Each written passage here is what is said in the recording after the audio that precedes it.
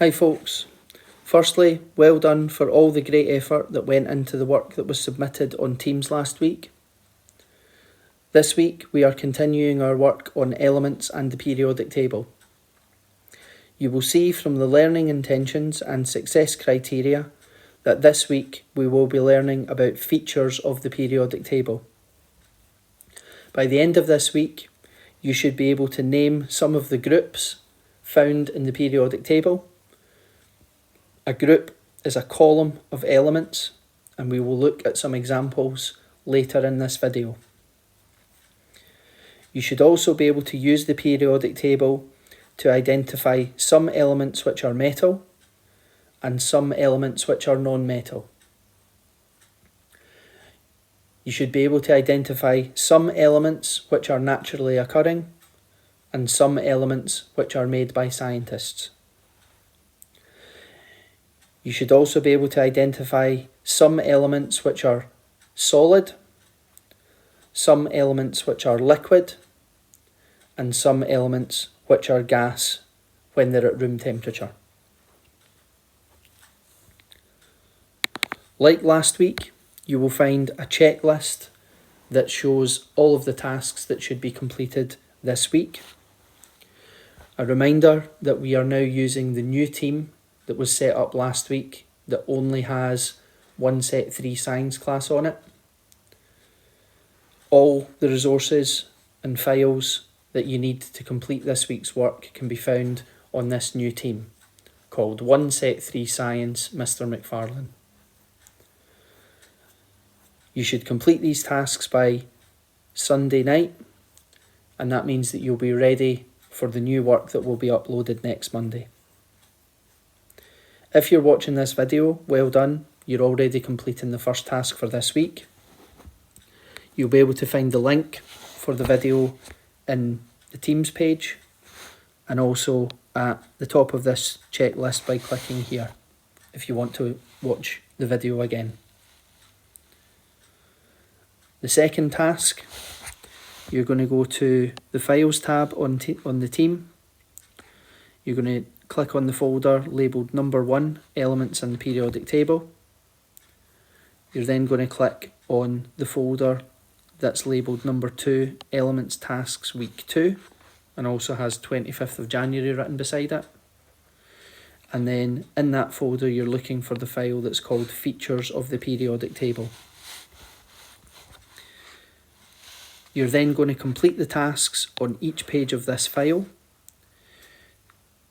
To help you do that, you're going to have to use the copy of the periodic table that you used last week. If you need to find that again, go to Files, click on the folder labelled number 1, and then click on the file called Periodic Table. You're going to need this or another copy of the periodic table to be able to complete the tasks for this week.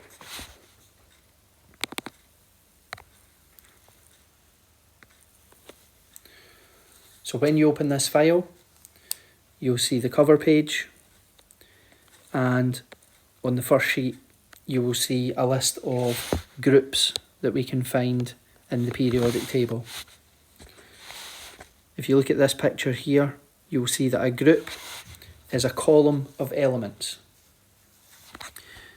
In this example, the group is shaded in green.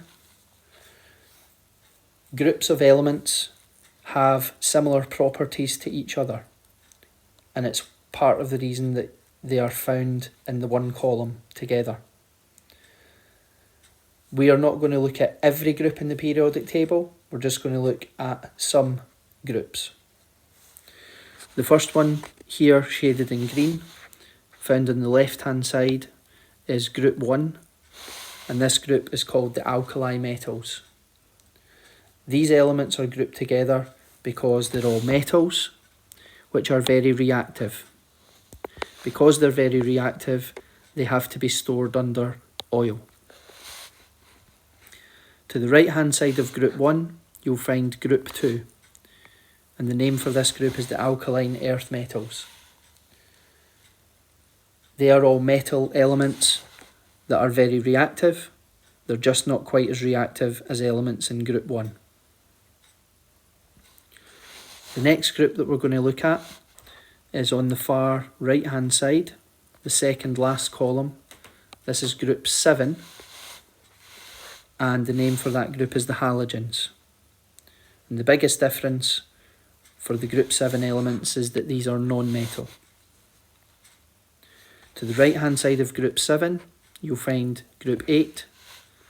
Sometimes periodic tables will refer to these as group 0 instead of group 8, but both of them are correct. The name for this group on the far right hand side is the noble gases. These are all non-metal gas elements which are very unreactive. The final group that we are going to look at is called the transition metals, and it's this big block of elements that you find in the centre of the periodic table. As the name says, they're all metal elements. They are not as reactive as elements in the groups that we've mentioned earlier, but they have a number of different uses, so they're very useful elements. So you need to know the names of some of these groups and be able to give some details about the elements that you find in the groups.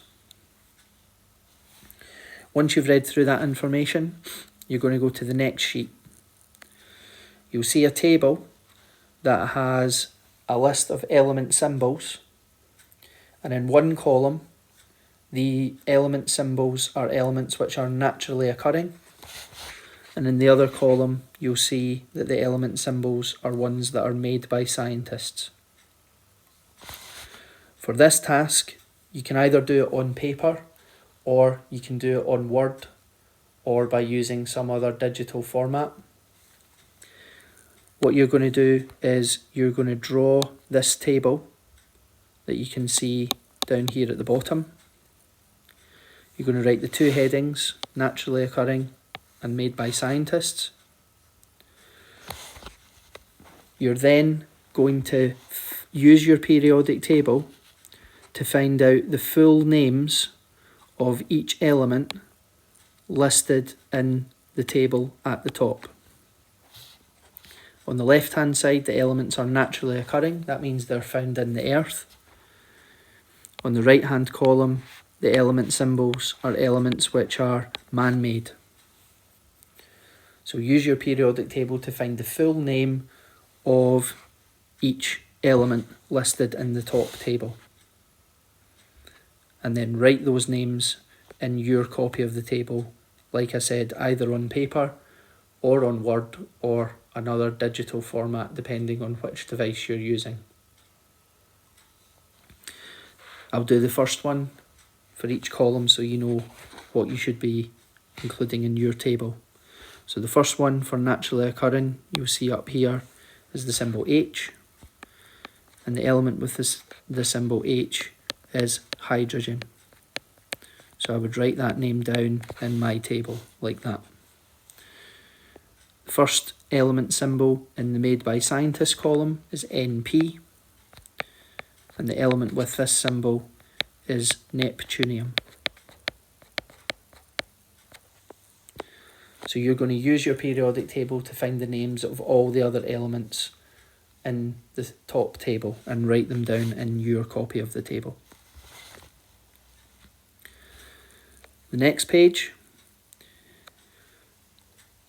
is focusing on elements which are metal or non-metal. So you'll see this copy has been split into pink and blue. The elements highlighted in pink are metal. The elements highlighted in blue are non-metal. For this task, you're going to copy this table here with the two headings, metals and non-metals, either on paper or on Word or using your other digital format. You're going to firstly choose any 5 metal elements which have been highlighted in pink, and you're going to write their names down in the metal column of your table. You're then going to choose 5 non-metal elements highlighted in blue, and you're going to write their names down on the right hand column of your table.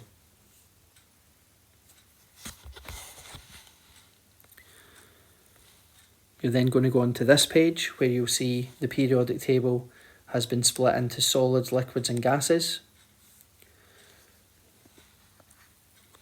You're going to copy a third and final table with 3 headings: solids, gases and liquids.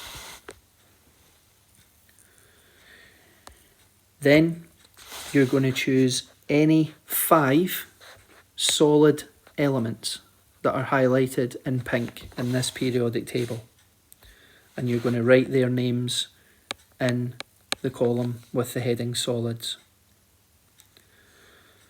You're then going to choose any 5 elements highlighted in yellow, which are elements that are a gas at room temperature, and you're going to write their names into the middle column with the heading gases.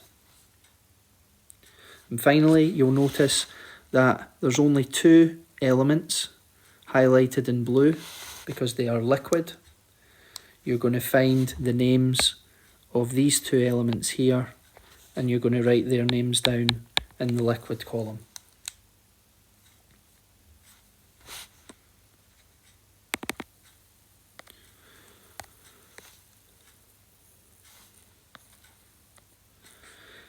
So, you must use your copy of the periodic table to help you with this task.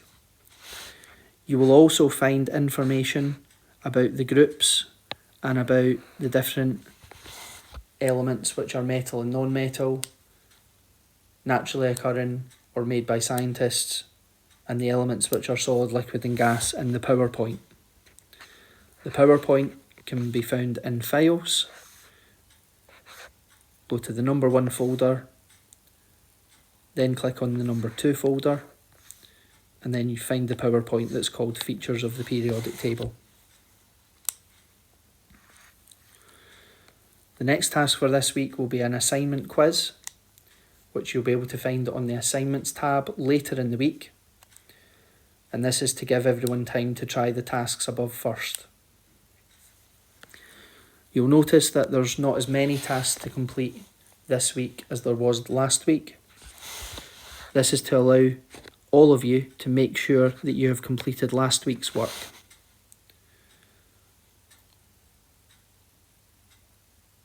If you complete last week's work, you will be in a much better position to complete the work this week. You must make sure that you know what an element is, and you must be able to use a periodic table to find elements by either using their names, symbols or atomic number. So it's really important that you complete last week's work as best you possibly can. If you have any questions about the tasks, or if you have issues accessing the assignments or files, please let me know on Teams and I'll be able to help you out with that.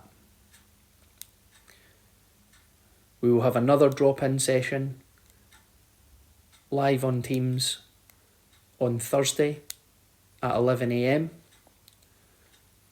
There was a few people joined the meeting last week and they were able to ask questions while they completed some of the tasks.